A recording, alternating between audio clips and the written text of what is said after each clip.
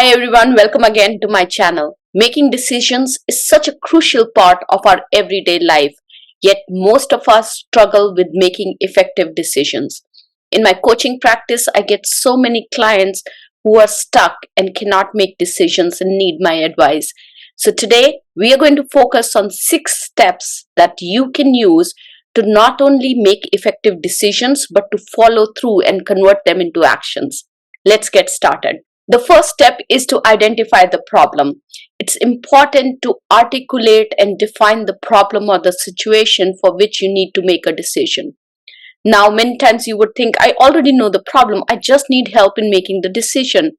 But pause for a minute. Unless you give a deeper thought to what the problem is and what you're trying to solve for, you will not be able to make a good decision. So pause for a minute, write down your problem statement.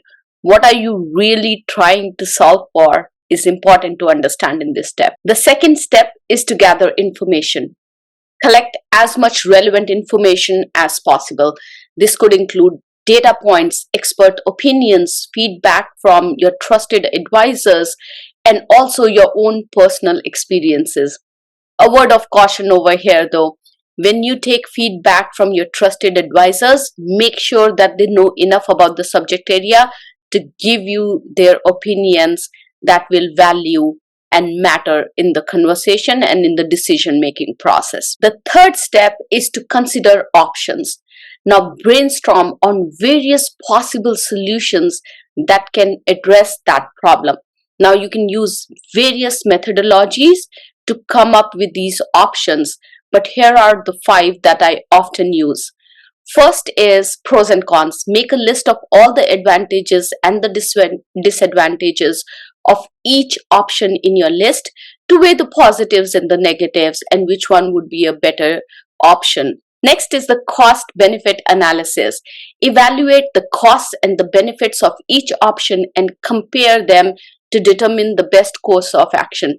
This is especially valuable for situations where you may need to make data-driven decisions. For example, should I rent a property or should I buy a property? This is a great example where you can use cost-benefit analysis to make the right decision. The next option that you can use is SWOT analysis.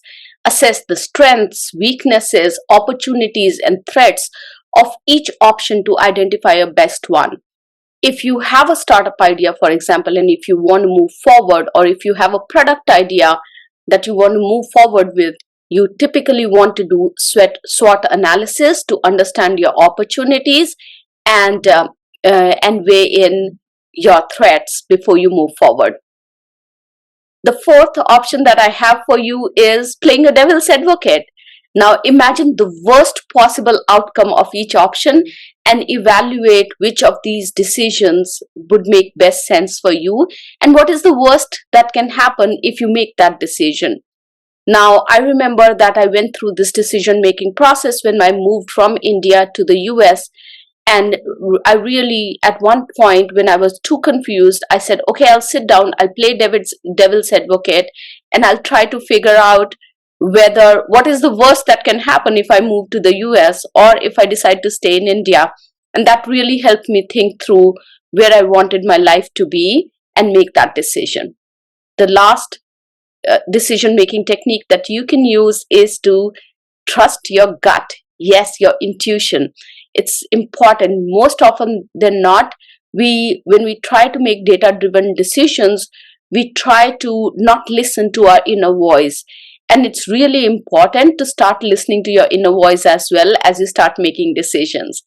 Now, it is important to note over here that no decision-making technique is perfect. And the technique that you use may vary depending on the kind of decision that you're making and the situation that you are in.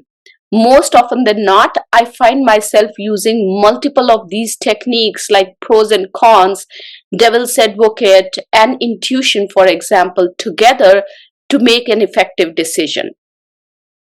Now that you have made a decision, the next step is to choose the course of action. Now this is where it becomes really important. Just making a decision is is not enough. Now you have to act on that decision as well. So based on the evaluation of choices, choose the best course of action that aligns with your goals and values, and then take the action. That's the fifth step. Implement the chosen decision and move forward on that. Identify the next steps, implement that decision, and then monitor the results. This is where most people stop the activity of making decisions. Making decisions is a process. You need to take action, monitor the results, and that brings me to the sixth step, which is reflect and adjust.